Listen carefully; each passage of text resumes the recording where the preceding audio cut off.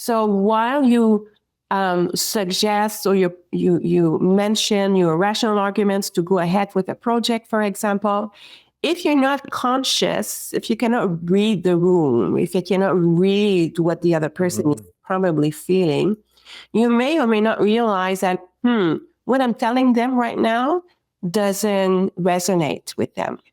No. And No. if you're not conscious of that, how can you tune your message? Because you could have 10 arguments to convince someone, and each of them are right, but maybe there's only one that is meaningful for the other person.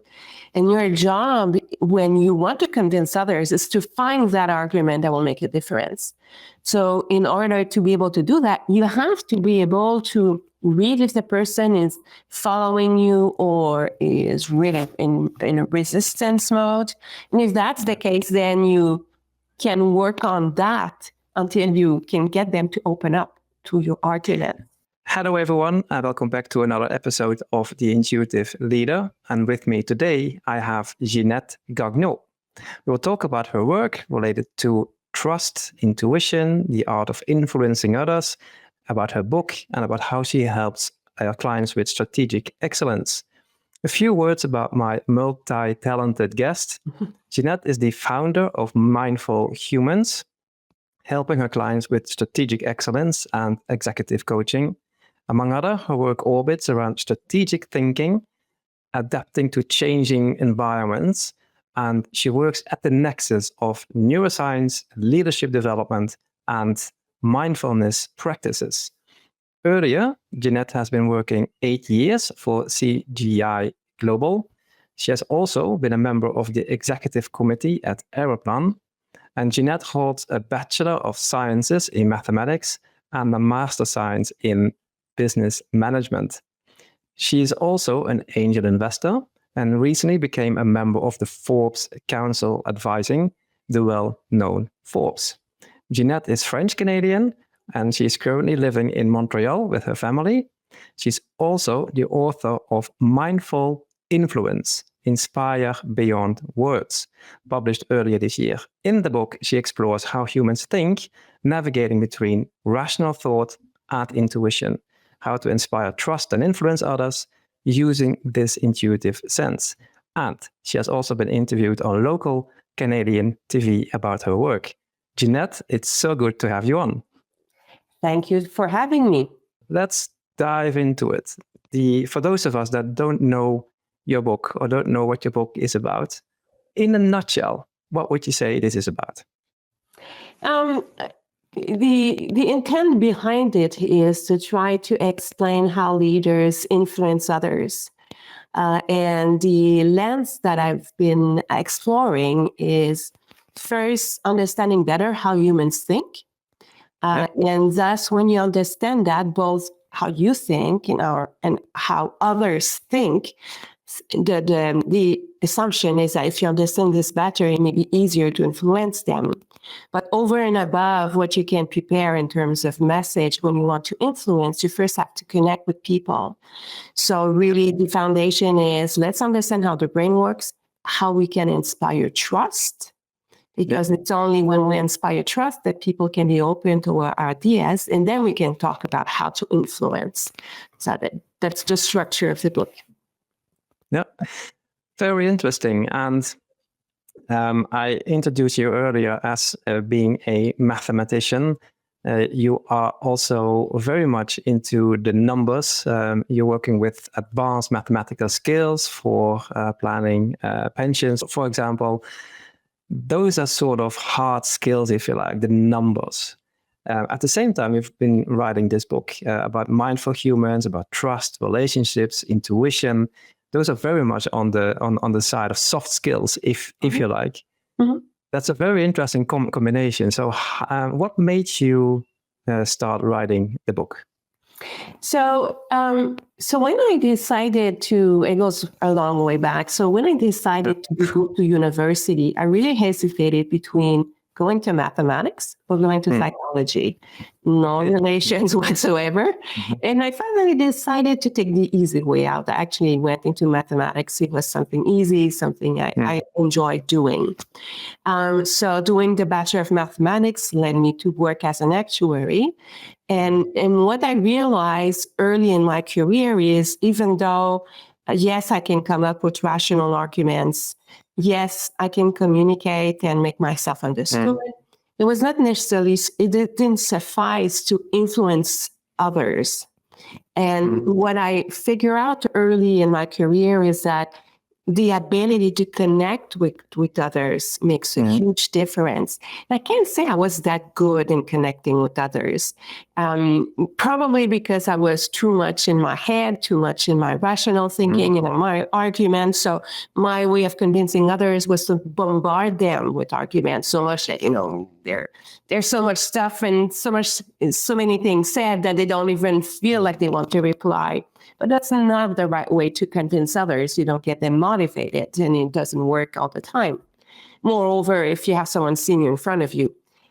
So I really started observing people around me and realizing that there's much more in the way we connect with others that will make a difference and influence. So my whole career, I really was like a student in my work life, just trying to observe what makes great leaders influence and what are, for me, not so great leaders, and what do I want to try to replicate and what doesn't work or works for me. So through the years, I imagine I learned things because I was able to hold senior positions, but it would have been yet difficult for me to put the words to really explain what made the difference.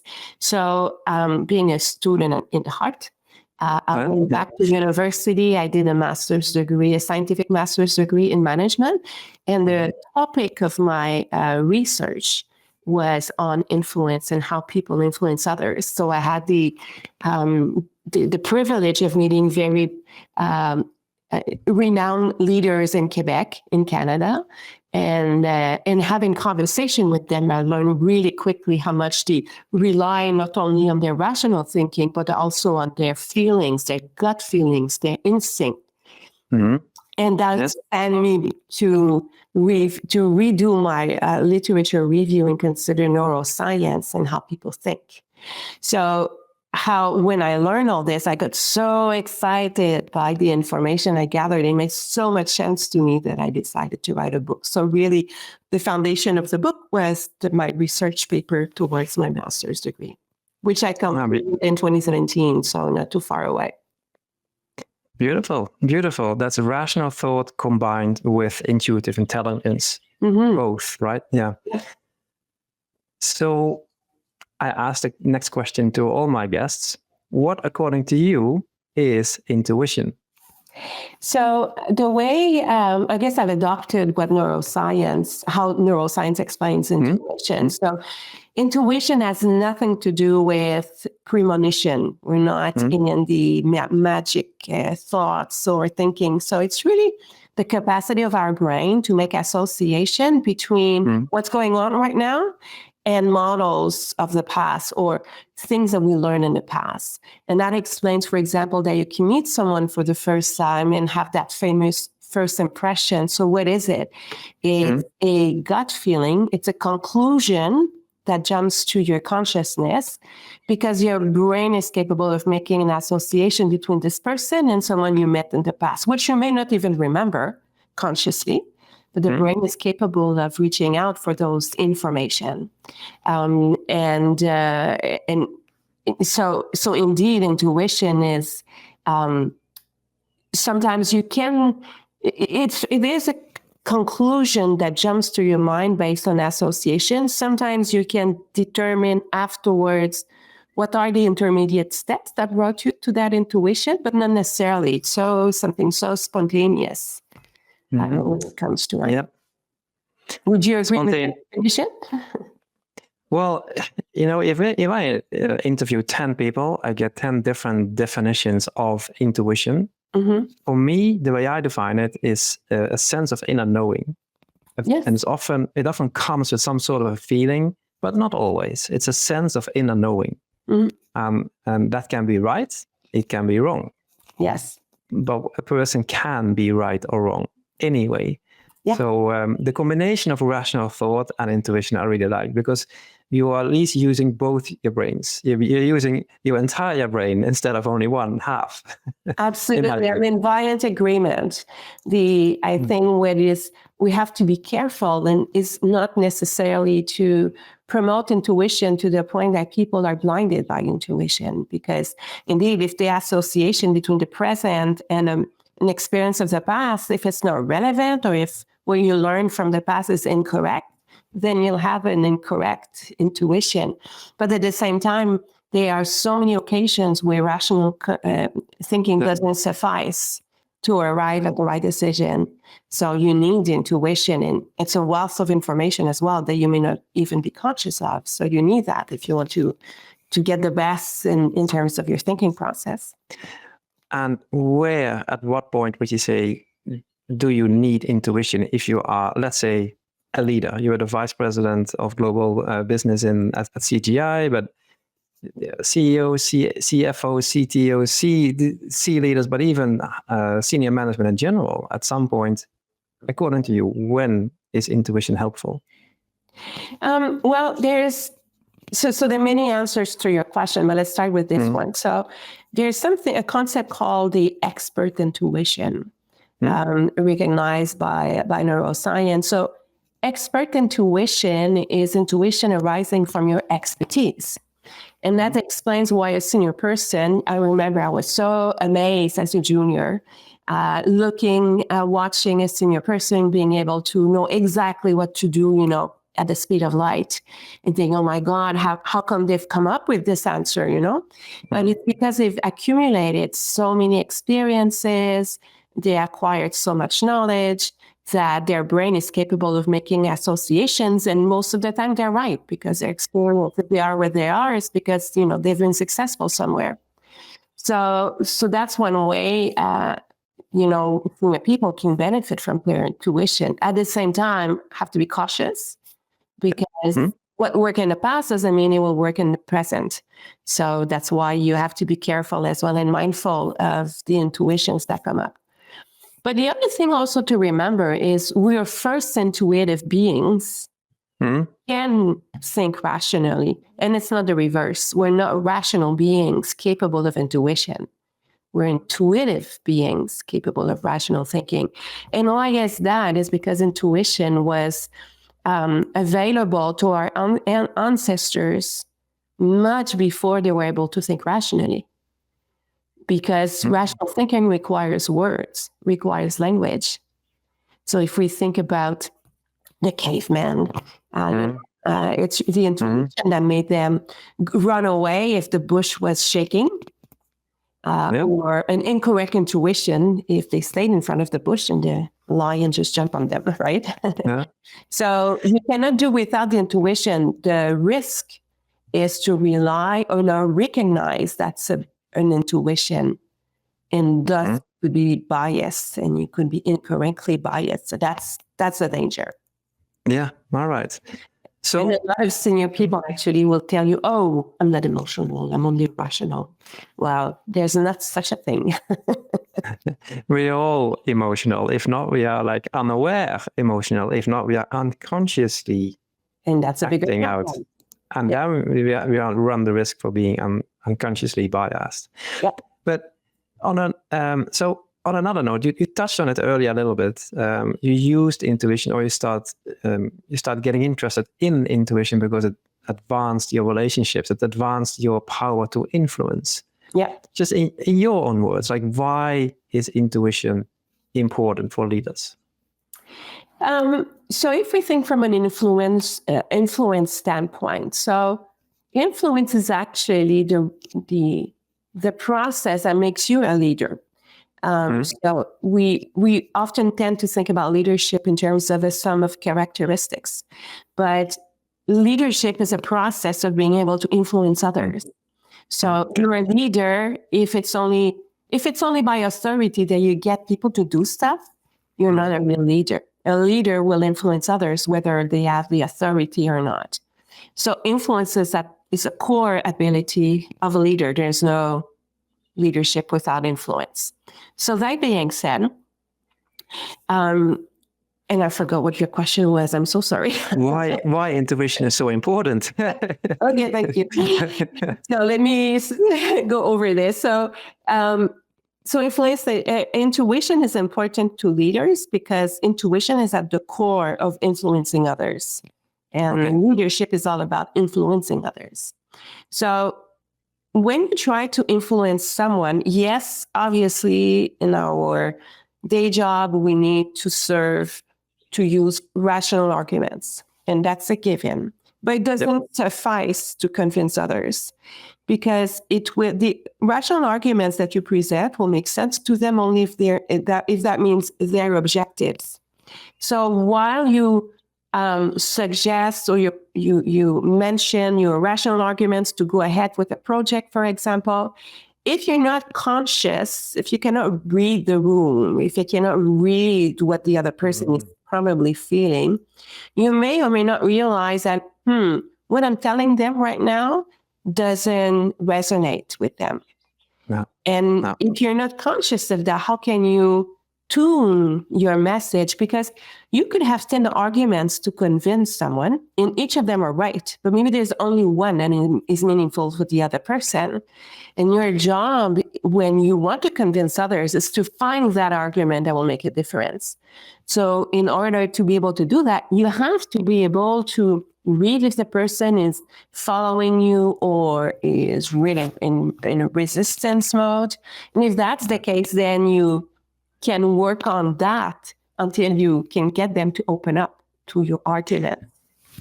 Does that make sense? Brilliant. Yes. Yeah. And I'm going to make sure that if I'm working with salespeople again, I'm going to make sure they listen to you. Thank you.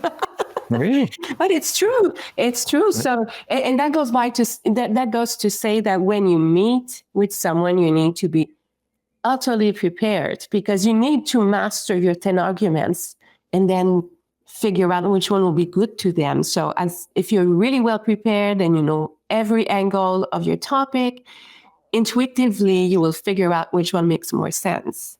But if you're too much in your mind and thinking about your own rationale and your own objectives, you may be totally missing the point with the person in front of you. So if I can bring you back to a moment where you got aware of your intuition, I don't know, maybe a point of decision or in a relationship, at some point you got aware of your intuition. How do you, the human Ginette, experience intuition? How do you get aware of it? What happens on the inside of you? Would you mind describing that? Well, intuition, the language of intuition is how you feel in your body. So intuition will, and then eventually you may come into a thought in words, but it's a feeling. And for me, it's really in the stomach or just above it at the solar plexus. So do I feel excited and passionate? Do I feel, awkward or fearful? So it's really this that will first tell me where I stand in front of something. So if I recall in my career, I did have to make, very important decisions in one moment or another. And I'm really aware that my first inclination is to think about the situation in a rational manner. And when I come up with a decision, I'm also very conscious that I will stop, even if it's for a fraction of a second, and see how it feels. How does that decision feel? And if I'm not intuitively comfortable, then I know I need to work at it more. And what that tells me. So for some people, it's the reverse. They have a gut feeling on intuition, what should be the decision, and then they try to demonstrate rationally whether it makes sense or not. For me, I think I'm more the reverse, more rational first. But yes, at one point I stop and think, does that make sense? How do I feel? Right. Yeah.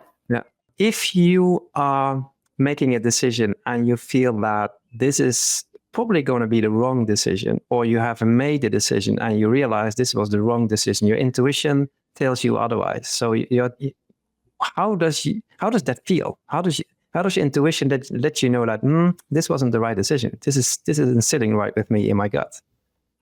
Well, it's real discomfort, and depending on the importance of the decision, it would be more or less uncomfortable. But yes, but sometimes I can be intuitively not comfortable. Doesn't mean that I'm right not to be comfortable, right? So there's insecurity that I will feel if I don't feel intuitively aligned.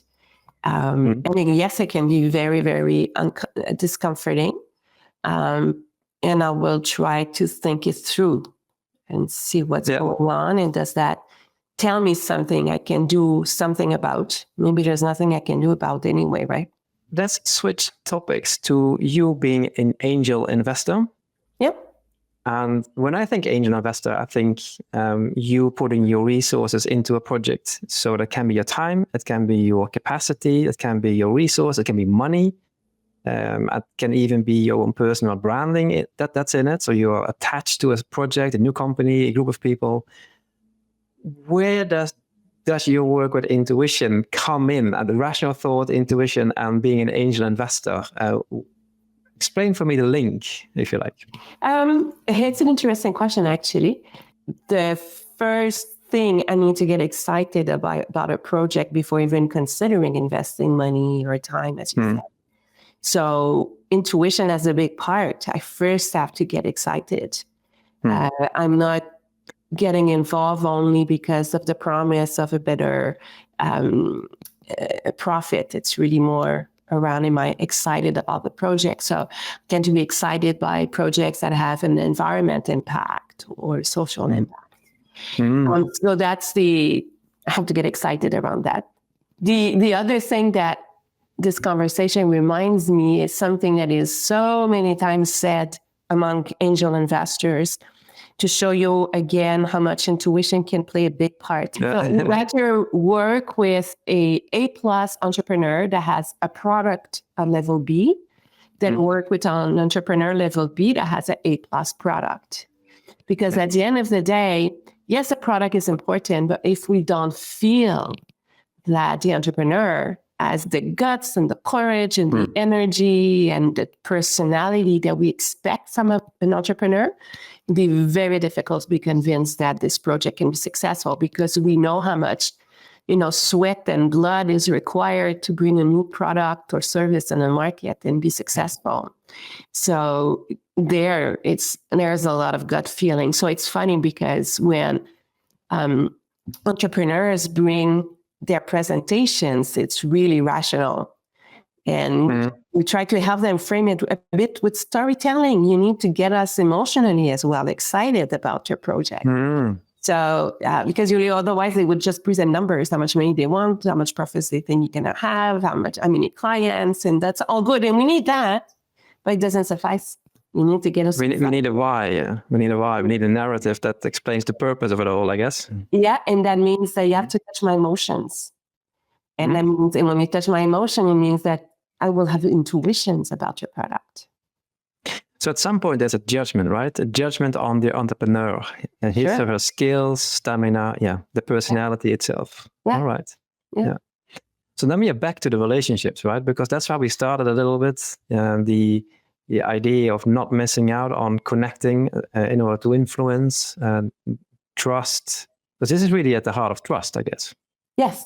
Yeah. By way of closing off, when do clients come to you? Why do clients reach out to you? What are you giving them that they are looking for? Being able to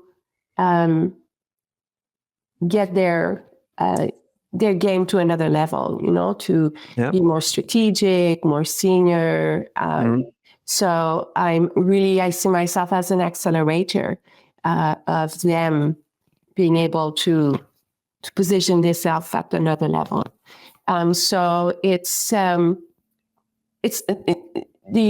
lot of the topics that they're interested in talking about is indeed strategic thinking and strategic execution and how to influence others. I mean, those are really very standard topics, which bring us then to talk about how people think and how they can, when understanding better how to the interplay between reason and intuition, it makes things clearer. And then the next question right away is, oh my God, how can I be better at this? Well, it means you have to develop your capacity to be attentive to your thoughts and your emotions. It means that you need to observe your thoughts objectively, so that you can decide whether, oh, I'm really getting excited with this project, so let me take a step back. Does that make sense, or is it a bias? So being able to do that means that you're able to pay attention and to be objective in your evaluation. And that ties back to, okay, so how do you develop those skills? You can train your brain through mindfulness practices. Yeah, there's an enormous and growing body of evidence on that. Not in the least done by Otto Schramer in the US, and his theory U and on presencing, among other. Yeah, that's really interesting. Yeah. It is fascinating. What I really like was one of my teachers. He was emeritus professor in neuroscience, and he was saying, we are in an era where we glorify training our bodies, right? We forget, though, that our most important organ is our brain. And mindfulness practices is just like strength training for muscles. It's just to practice yourself focusing on something for a period of time. And if you feel your thoughts are going sideways, bring them back to be attentive again. And it's exactly what you need afterwards in your day-to-day, is to pay attention to the people with you, what people are telling you, or whatever thoughts or emotions you're feeling. So those are incredible skills that you can train the same way you can train your muscles. Fantastic. And on that note, if people would want to find you, where would you want them to go? Either on my LinkedIn account or on my website, mindfulhumans.today. Okay, great. And these are in the episode as links, so it's simply a matter of clicking on them. Thank you. Ginette, a big thanks for being on my show. Very interesting listening to you. My pleasure. It was fun talking about it. It went by so fast. It goes very fast, I know. We only have 30 minutes. It goes so fast, but we're going to stay in contact anyway. So I'm eager to follow you when your work comes out. Thank you so much. I appreciate it. Can't wait to watch your podcasts. Thank you, Ginette, for our wonderful conversation just now. And to all of you, if you find our conversation interesting, or if you have questions, want to comment or share your stories, you're very welcome to do so. Join our free The Intuitive Leader community, where you can join our sessions, live sessions, interactive with myself and other like-minded leaders. Go to intuitiveleader.net/podcast and scroll all the way down. The link is in this episode as well. We also facilitate trainings for you and your team on intuitive leadership. Please check out my program called Decoding Intuition. Thank you for tuning in and see you back soon. Bye. Thank